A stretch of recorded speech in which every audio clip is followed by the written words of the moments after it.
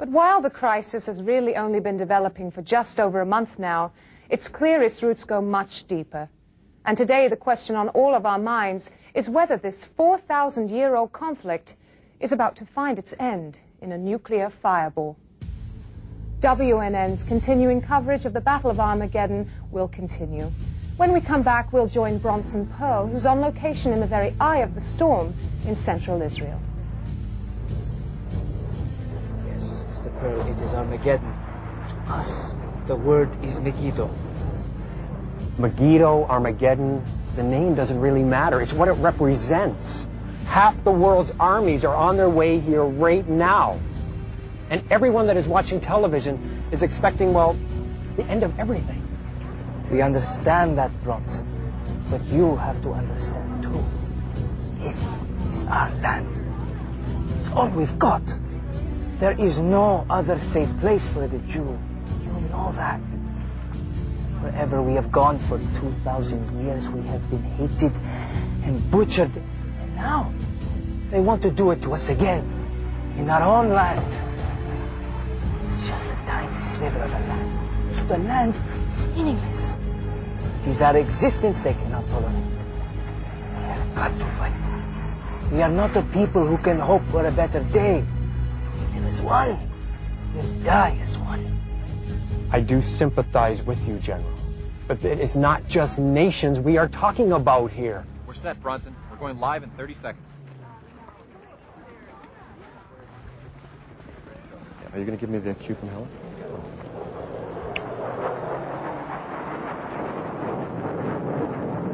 Thanks, Helen. I'm standing here in the heart of modern-day Israel, not far from a place called Armageddon. All we can do is hope and pray that this name does not end up being prophetic as events unfold here over the next few hours. Less than 5 miles from here, troops from over 60 nations are gathering and preparing for war. The fact that this massive conflict appears to be building up around a place called Armageddon is not really a coincidence. The simple fact is that Armageddon is the only passage into Israel that Mother Nature has left open.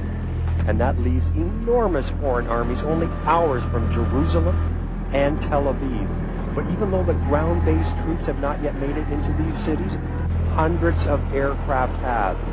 And as you can see, the damage is extensive. So far, there are no reports of non-conventional weapons being used, but clearly, we are now only seeing the start of something much bigger. Hour by hour, every nation in the world is being forced to take a side in this showdown. And as Pentagon spokesman Richard Stanfield has made clear, the United States is no exception. Good afternoon, ladies and gentlemen. The President has made it clear that the United States supports the right of Israel to exist. To that end, we will use whatever force is appropriate and necessary to defend that right. The President has been in touch with the Russians, the Chinese, and the President of the Arab League within the past hour.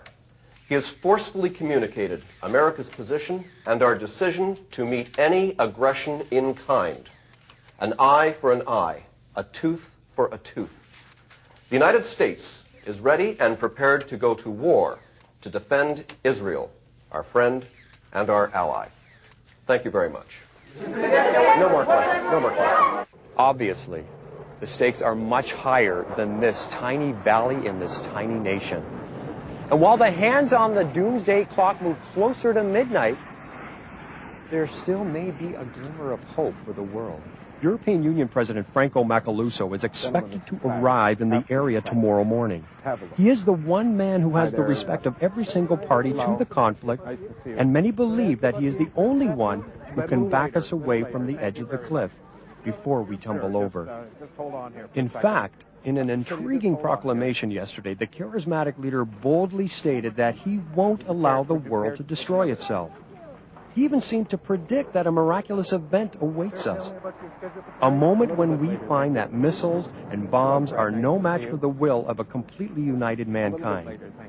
Hopefully, President Macaluso can convince the world that the Battle of Armageddon is not a foregone conclusion, and that history will instead unfold exactly as we write it over the next few days. I'm Bronson Pearl reporting for WNN near Armageddon in central Israel. Helen? Thank you, Bronson. It'll be great to get you back to your spot here at the WNN anchor desk. We take you now to New York, where Bureau Chief Murray Bothwell will ask some New York's tough coming questions up. about what might happen New York's on the line. if someone decides Okay, to great. use chemical, biological, or even nuclear Take care weapons. of this one, will you? Jim, For now, though, most I observers need more light in the agree studio. I this need it in scenario 10 is minutes. becoming All much right, we're more going back from likely New York in with 10. every I need passing more light hour. as soon as you can get it for me. Okay? Take care of that. Okay, Helen.